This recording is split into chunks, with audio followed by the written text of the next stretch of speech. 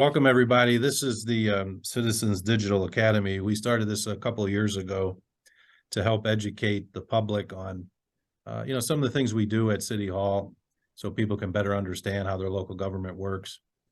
We haven't done one of these in a while, so I decided to bring it back and talk about being a school resource officer. So I'm joined today by Chief Dan Clark, by School Resource Officer Dave Kammerman, who's over in the elementary school, and School Resource Officer Chuck Gute, who's over in the high school. So we sometimes hear about SROs whenever there's a critical incident somewhere in the United States. It sort of brings the position of SRO back into the media and to the forefront. And I think people could get a misunderstanding as to what they do. Some of the things I've read in some of the media outlets, they focus heavily on the security aspect of SROs. And I remember one article, they even had a picture of a school resource officer who kind of looked like he was ready for a riot, right? And standing in the hallway in like riot gear. And I think sometimes it gives the wrong impression as to what school resource officers really do on a daily basis. So clearly they're officers. They can arrest. They carry guns. They're in the schools for security. If there's a critical incident, they're already in the building. So that helps in a variety of ways to be there. But there's that resource part. And that's kind of what I wanted to talk about today as the resources that they provide to the teachers, to the staff, to the students, to the parents, to the community. So I'll start with you, Chief, and just ask you to follow up on that resource part. So if you could maybe give an explanation of that from your experience with SROs. So yes, I mean, that's, I think the whole point and the whole idea, security is very, very important. But for us, when we determined who was going to be our SROs, we need to have the right personality. Students had to feel comfortable going to them. The person had to be able to represent both the school and the city and the police department well, be an approachable person. And our first full-time school resource officer was Officer Chuck Gute, and I think he fit the mold for exactly what we were looking for. He's a professional in all ways, but he's also not afraid to get down to anything that the kids want to talk to about. So he truly is that resource in anything. He's been up at the high school for years. He's seen the transition through the old school to the new school. The population of the school, the student body has gone way up, and it's just that resource component. People know where to find Officer Gute. They know they can come to him with anything. He's built the trust with them, because in order to be that resource, they have to be willing to use the resource, or the resource isn't doing anyone any good. So I think it's whether it's a mentorship, whether it's just someone to talk to about a problem that they're dealing with at school or potentially at home. Resource is about opening up avenues to the students and to the faculty, quite frankly. Okay, so let's follow up with that. I'll turn it over to you, Officer Gute, and maybe explain to us like some of the ways you've been a resource to the staff, the teachers, the students, the parents at the high school. Oh, most definitely. So, I mean, it is that I have highly publicized it since I got there, that the SRO position is more than just, security. And that's the way I wanted to tackle the position and provide the resources that, that we can provide as far as law enforcement. And the way that, I tell the students and faculty is that, Berea Mid-Park High School is a 2,200 approximate, individual community, on a daily basis, Monday through Friday. So we're there to handle the issues that arise, and there's more than just security issues that arise there, on a daily basis. As a matter of fact, more issues than not, are unrelated to security measures. So we, in reference to students, they're told they can come to myself as well as an administrator, as a counselor, as well as their teachers in reference to anything that they need, that they feel they need help with. It could be a criminal matter, or it could be a security matter, but more often than not, it's about daily life there and the issues that they arise with, conflicts with students or teachers, that they might need some help and some advice in handling. And our office doors, as far as the SROs at the high school, are always open for them to just walk in and start talking with us, which happens on a regular basis. And the same that happens out in the community with law enforcement. The calls that we get aren't always, high priority, police response calls. Sometimes they're mediation calls between neighbors, mediation between other members of the community, businesses. And that's the same thing that happens at the high school, just in a juvenile population under the age of 18. So we're trying to build the trust, the relationships with law enforcement, that they can feel that they're people they can rely on to try and help them with, the issues that they have every day. Okay, and thank you. And Officer Kammerman, you're over at the elementary school, so that's sort of a different situation, right? I mean, it's much different to deal with younger children than the students at the high school. So why don't you tell us a little bit about that? It's definitely different. I deal a lot more with the kids with kind of like their interpersonal relationships with each other, because I'm out there with the kids at their recess, and if they're playing games or whatever, and and I'm watching how they're interacting with each other, and I'm trying to help them, sort of mentor with them how they treat each other on the playground, or how they treat each other in the hallways. I mean, my job as an SRO isn't to enforce school rules, but if kids are being out of hand or whatever, hey, come on, guys, and they all know, hey, all right, Officer Dave, sorry, and kind of just being there as a positive influence on them. And as they, a lot of these kids I'm the only, at this age, I might be the only interaction with a police officer they have for hopefully for several years. And I like it to be a good interaction. And as they progress through the school system, that they can take that to each school and know that the officer at that school is there for them. I've been at some events, public events, not school-related events, where kids will come up to you, and I'm sure, Chuck, you've witnessed this too for yourself, and I saw this not too long ago with Dave, and they come up to you and they start to talk to you. This is outside of school, right? Mm-hmm. And so it tells me that they're building a trust with you. Absolutely. And maybe even with the police department as a whole. So Dave, and then I'll turn it over to Chuck. You want to talk about that a little bit? Yeah, it like you said, all summer, I'm a full-time police officer, as is Chuck. So during the summer, I work the road. I take calls like every other police officer that I've done for 20 plus years. And so if I'm working an event or whatever, it's kind of nice. I'll have kids, oh, it's Officer Dave, or I live in this city as well. So I'll see kids outside when I'm in regular clothes, and they'll come up and they'll look at me and be like, is that? Yes, it's me. And they come up and talk, and they're all excited. And so it is. It's a positive connection to me as a police officer, and to the department, hopefully on the larger scale. Chuck?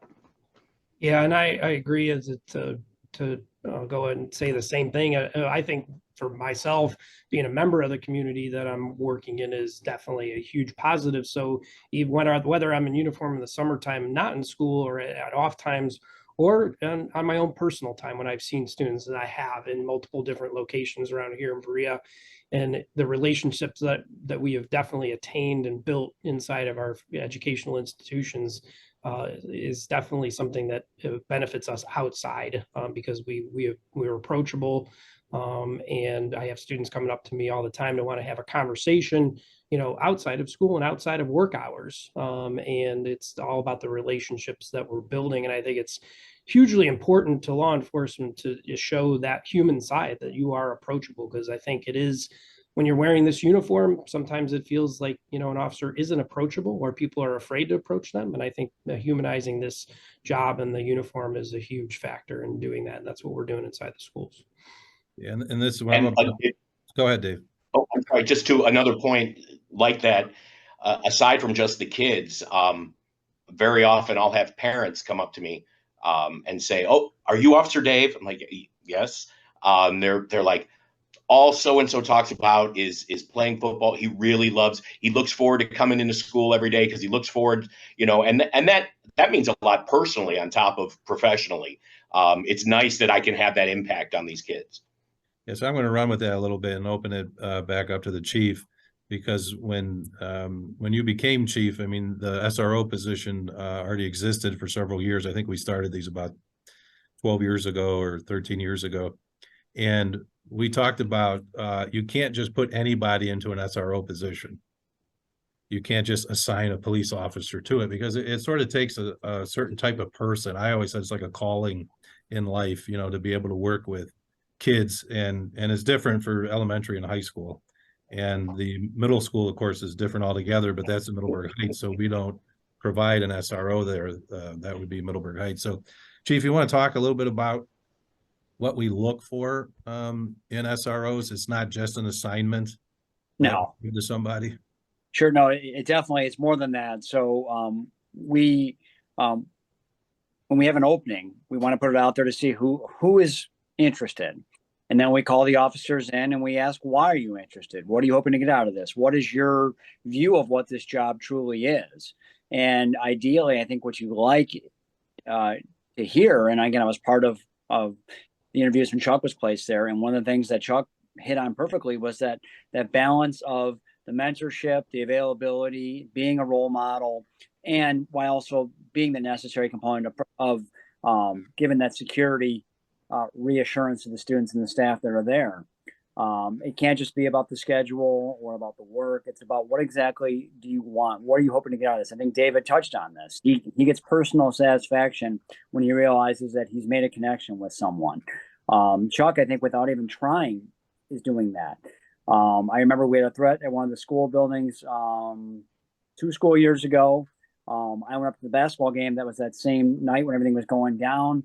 And it meant a lot to me that the administrator came to me and said how great it was that Chuck, who shows up to wrestling events, he's not getting paid to be there. He wants to be part of the school. He wants to be part of the environment. So they think that's just awesome because it builds their credibility. And I think it goes back to not anybody can fill it. We all have a lot of pulls on our time constraints, but Chuck and Dave both see it as a value to make themselves available to the students whenever, and to immerse themselves fully in it. So, Mayor, I think you hit the nail on the head when you say it's a calling, because it truly is not for everybody. These officers that we've had there, going back to Bill, Gute and Dave Fatal, Dennis Bort, Dave Kammerman, we've had some really, really good ones that have really kind of set themselves apart because it is a calling. It's not just an assignment. It's something that's part of them and who they are. Yeah, I know when we talked about the two officers we have here filling those positions, you know, I saw Chuck as sort of the calm, reassuring officer that could work with high school students and not be that sort of rigid, overly aggressive type of person. That we wouldn't want that type of person in the high school.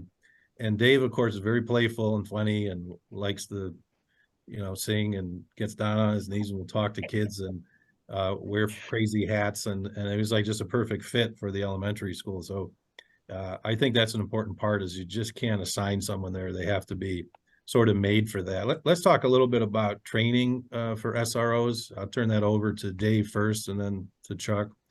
The type of training specific to being an SRO, do you want to talk about that?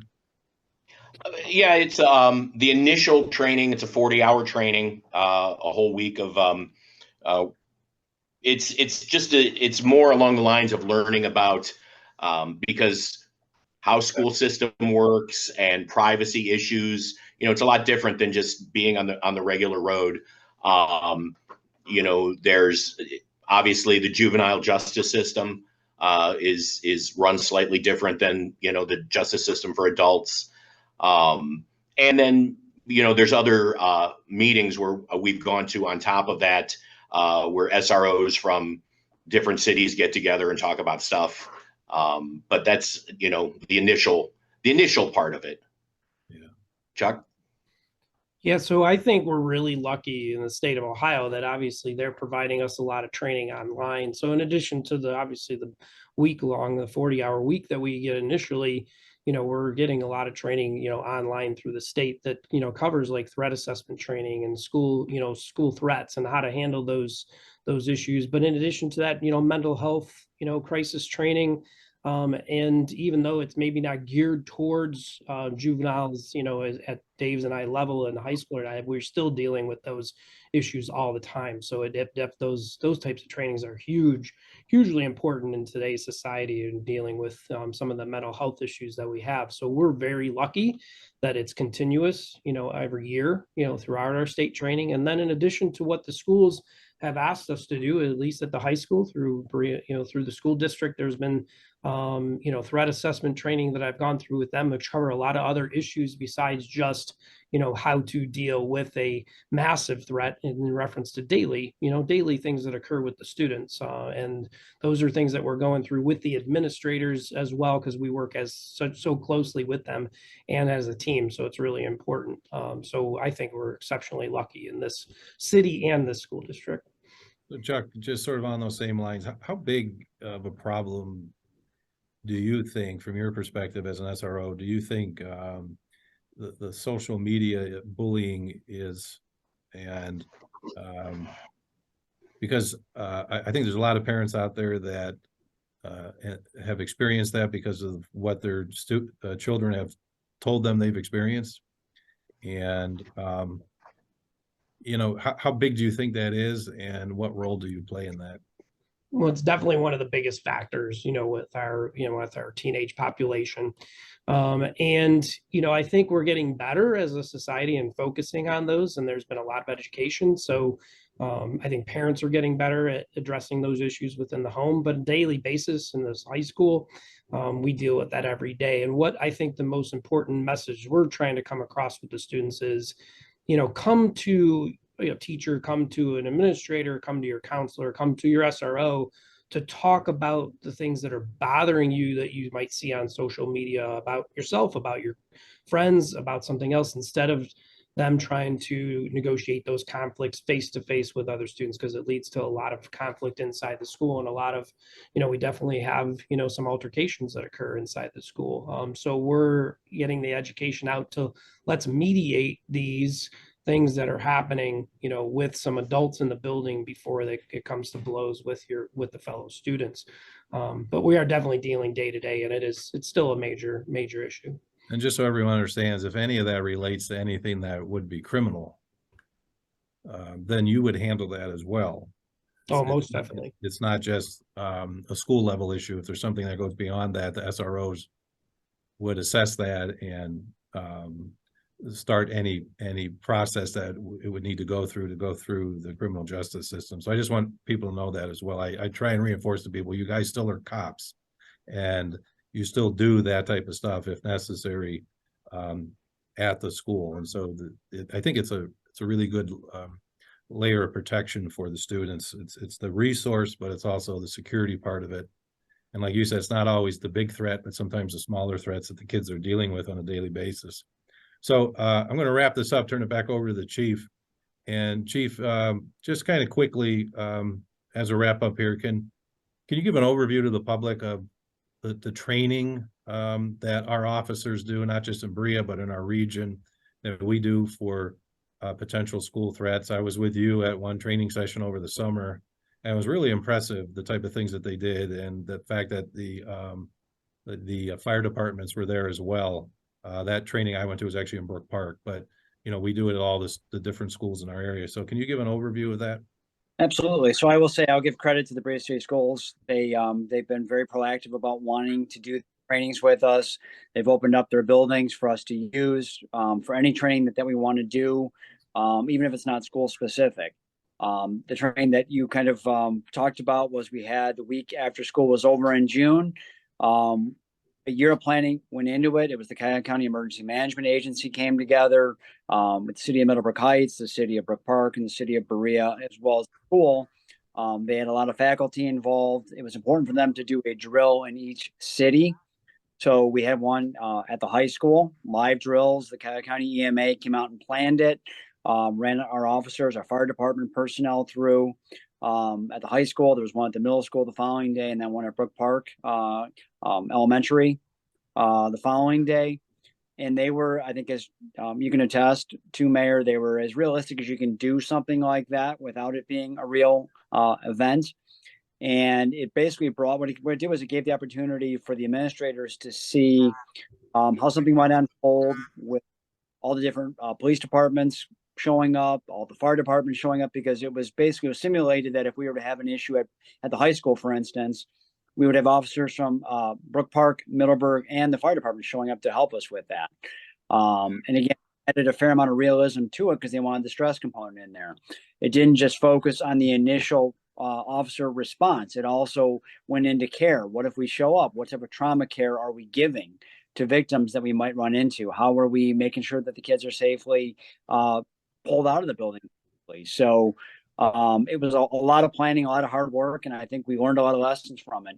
But I think, like Chuck said, it's important for us to never ever stop, train, try to get better, try to evaluate and see what we can do better. When these incidents happen, there are always cause for learning. I was most impressed, Chief, with the fact that it was a coordinated effort. The training was a coordinated effort among the different police and fire departments of the various cities. And that's a lot of different people who have maybe different backgrounds, different training, different procedures. And I was also impressed that they recognized the mistakes that they made in the training and really got grilled for it, and went over it, redid it to try and work out any of those problems that occurred through the training.